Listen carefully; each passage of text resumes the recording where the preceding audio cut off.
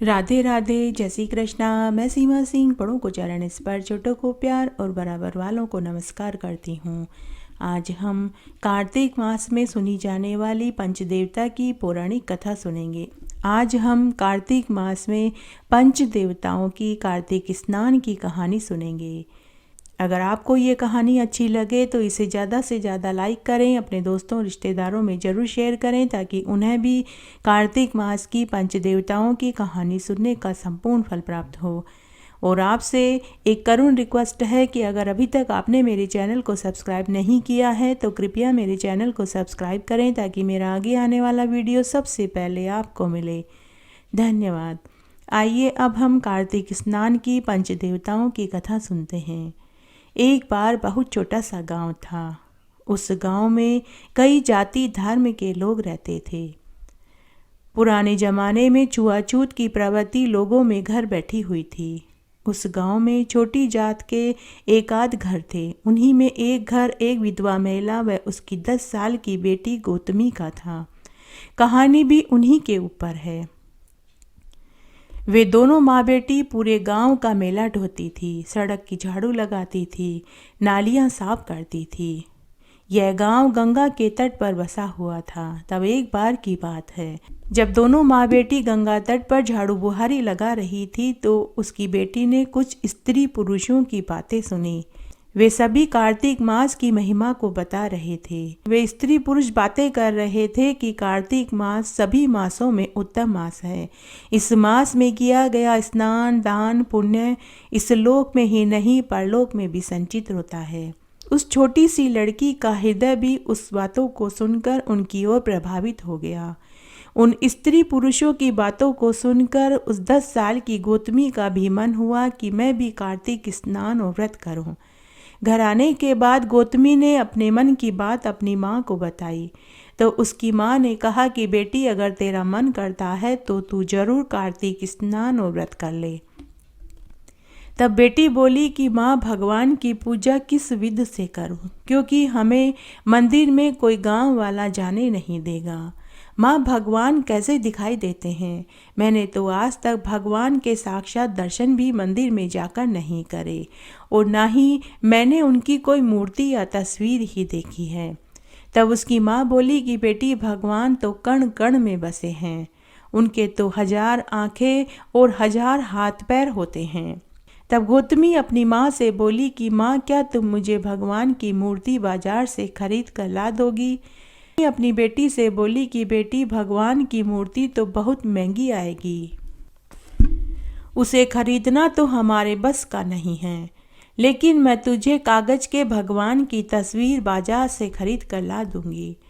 दूसरे दिन गौतमी माँ से बोली कि माँ मैं तुम्हारी जगह झाड़ू बुहारी लगाने चली जाती हूँ, आप मेरे लिए बाजार से कागज के भगवान की तस्वीर ला कर दो।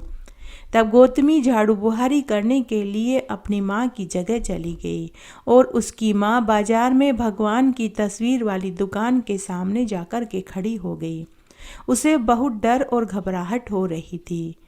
वह मनी मन सोच रही थी कि कहीं दुकान का मालिक उसे देख लेगा तो डांट डपट कर भगा देगा। वह बहुत देर तक वहां खड़ी रही। तभी दुकान के मालिक की नज़र गौतमी की माँ के ऊपर पड़ी तो दुकान के मालिक को उसे देखकर बहुत क्रोध आया। उसने अपने नौकर से कहा कि अरे ओ शामू, उस छोटी जात की महिला को दुकान के सामने से भगा करा।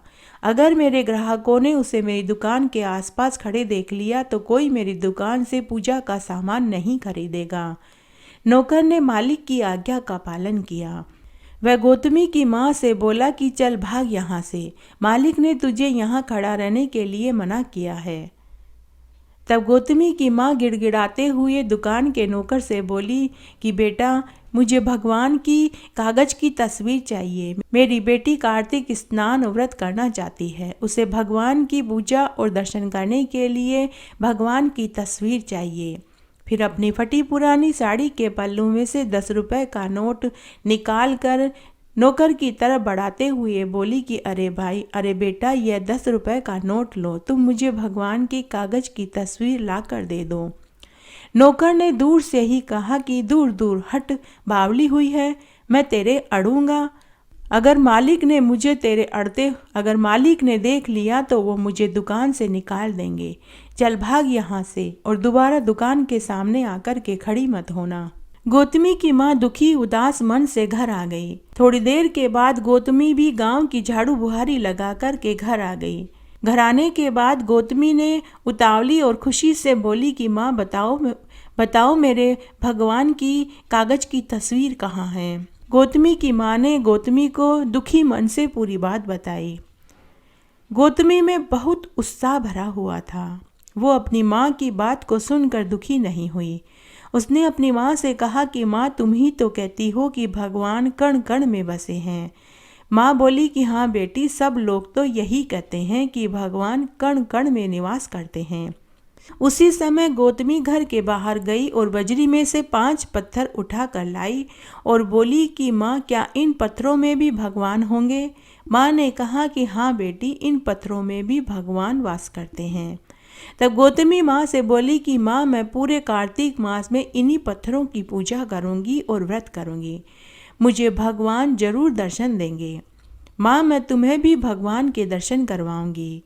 फिर गौतमी ने उन 5 पत्थरों को खूब रगड़ रगड़ कर धोया, उनके ऊपर भगवान के नाम लिखे और एक थाली में रखकर उनके ऊपर रोली मोली चावल लगाकर पूजा करी और घी का दीपक जलाया और वह कार्तिक स्नान करने लगी।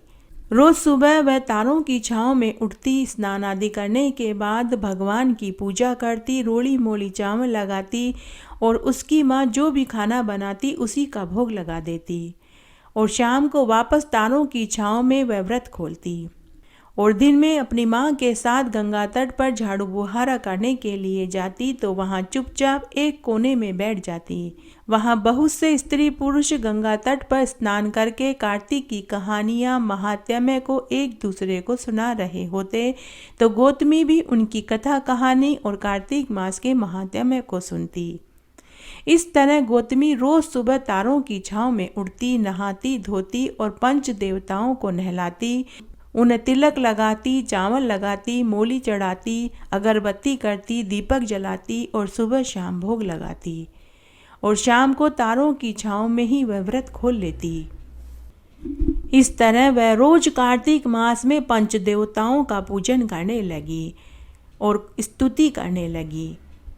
तब पंच देवताओं का सिंहासन डोल पड़ा। तब ब्रह्मा जी ने पंच देवताओं से कहा कि हे पंचदेवों, मृत्युलोक में एक 10 साल की लड़की कार्तिक स्नान व्रत कर रही है। उसकी जिद है कि वह भगवान के दर्शन करना चाहती है। अगर आज हम उस छोटी सी अबोध कन्या की नहीं सुनेंगे तो कलयुग में कौन पूजेगा। तब सभी पंच देवताओं ने ब्रह्मा जी से अनुमति ली और उस छोटी सी अबोध कन्या को दर्शन देने के लिए उसकी झोपड़ी में प्रकट हो गए। उस समय सुबह के 3 बज रहे थे। झोपड़ी में चारों तरफ प्रकाश फैल गया। तभी गौतमी गौतमी की आवाज़ गौतमी को सुनाई दी। गौतमी ने थोड़ी सी आंखें खोल करके देखा तो उसे 5 जने खड़े दिखाई दिए। गौतमी ने अपनी बगल में सो रही माँ को देखा। तब पंच देवताओं ने कहा कि गौतमी, हम तेरे पंच देवता हैं। हम तेरे कार्तिक स्नान व्रत और पूजा से प्रसन्न हुए। तुम कोई भी 5 वर मांग लो। गौतमी भगवान से बातें करने लगी। तभी उसकी माँ की नींद भी खुल गई। माँ ने अपनी बेटी से कहा कि बेटी, तू किससे बातें कर रही है? क्यों अकेली बड़बड़ा रही है? गौतमी ने कहा कि माँ, मैं कार्तिक के पंच देवताओं से बातें कर रही हूँ। माँ ने पूरी झोपड़ी में नजरें घुमाई और उसे कोई दिखाई नहीं दिया तो वह बोली, बेटी, मुझे तो कोई दिखाई नहीं दे रहा। तब गौतमी बोली कि हे प्रभु, मेरा पहला वरदान यह है कि आप मेरी माँ को भी दर्शन दीजिए। तब गौतमी की माँ को भी पंच देवता दिखाई देने लगे। गौतमी की माँ तो पागलों की भांति भगवान के चरणों में गिर पड़ी और हाथ जोड़कर कुछ स्तुति करने लगी और पूजा करने लगी। फिर गौतमी बोली कि हे पंच देवताओं, मुझे एक भाई दीजिए।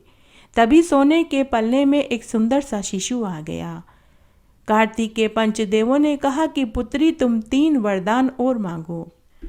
तब गौतमी पंचदेवताओं से बोली कि हे पंचदेवताओं, हम छोटी जात के हैं तो हमें कोई मंदिर में जाने नहीं देता, इसलिए आप सदा सदा के लिए मेरे घर में विराजमान हो जाइए ताकि मैं रोज पूजा करूं, दर्शन कर पाऊं।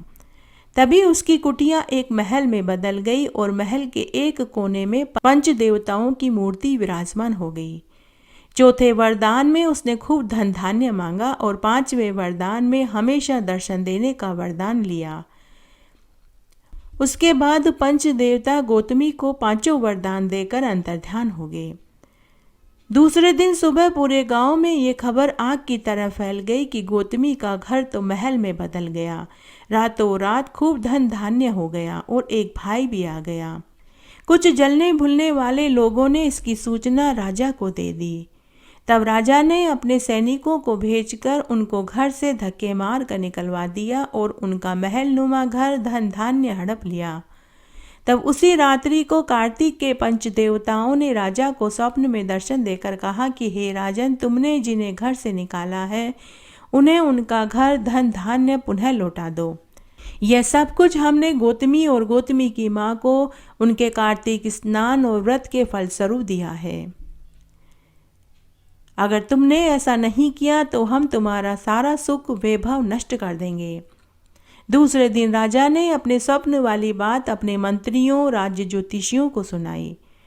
तब राजा के राज्य ज्योतिषी ने राजा से कहा कि हे राजन, आप उन्हें उनका घर धन धान्य वापस कर दीजिए। यह उन्हें उनके कार्तिक स्नान और व्रत के फल और सत्य के रूप में मिला है। तब राजा ने उन्हें उनका सब कुछ आदर सम्मान के सहित लौटा दिया। साथ में राजा ने बहुत सा धन भी दिया। कार्तिक मास की महिमा को जानने के बाद राजा ने भी पूरी नगरी में यह ढिंढोरा पिटवा दिया कि सभी को कार्तिक स्नान और व्रत करना चाहिए। अगले साल जब कार्तिक का महीना आया तो राजा ने पूरे विधि विधान के साथ अपनी रानियों, पुत्रों और प्रजा के लोगों और मंत्रियों के साथ कार्तिक स्नान किया और सभी इस जीवन के समस्त सुखों को भोग कर मरने के बाद वैकुंठ को प्राप्त हुए। घटती हो तो पूरी हो तो परवान चढ़े, भूले बिसरे नाम तेरे भंडार में भरे। इस तरह आज मैंने आपको कार्तिक मास में सुनी जाने वाली पंच देवताओं की एक पौराणिक कथा सुनाई। आशा करती हूँ यह आपको जरूर पसंद आएगी। मेरे साथ बने रहने के लिए आपका धन्यवाद। आगे की कथा कहानी के लिए भी आप इसी तरह मेरे साथ बने रहें। धन्यवाद।